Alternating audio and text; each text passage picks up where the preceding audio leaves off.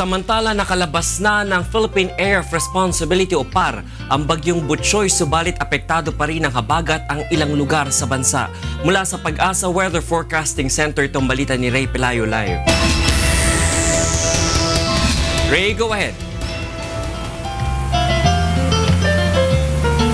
Magandang hapon, Atty. Reggie at sa ating mga kasambahay. Bagamat nakalabas na nga ng Philippine Area of Responsibility itong bagyong si Butchoy kaninang alas 13 ng hapon, subalit patuloy yung monitoring ng Pag-asa sa mga pag-ulang patuloy na maranasan sa ating bansa. Ngayong gabi ay in-expect ng Pag-asa na yung mga naranasan natin mga pag-ulan kaninang maghapon ay posibleng maranasan din natin sa mga susunod na oras. Ayon sa Pag-asa, malaki ang tsansa na magkaroon ng malakas na mga pag-ulan dito sa Metro Manila, kasama na ang mga lawigan ng Cavite, Laguna, Zambales, Bataan, Batangas, Pangasinan, Calamian, Group of Islands at yung area ng Mindoro.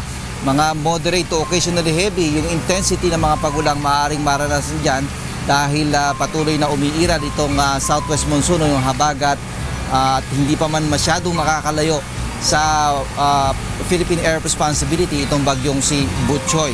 Ayon sa Pag-asa, magtutuloy-tuloy dito hanggang bukas at posibleng sa Monday pa o sa Lunes magkaroon ng improvement ang lagay ng ating panahon. Pinagbabawal pa rin na pumalaot sa seaboards ng Northern Luzon at Western seaboards ng Central at Southern Luzon.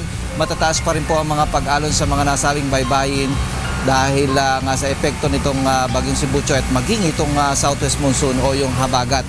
At inalis na rin na Atty. Reggie lahat ng tropical cyclone warning signal sa anumang baybayin ng ating bansa. Atty. Reggie. Maraming salamat, Ray Pelayo. Nag-uulat ng live mula sa Pag-asa Weather Forecasting Center.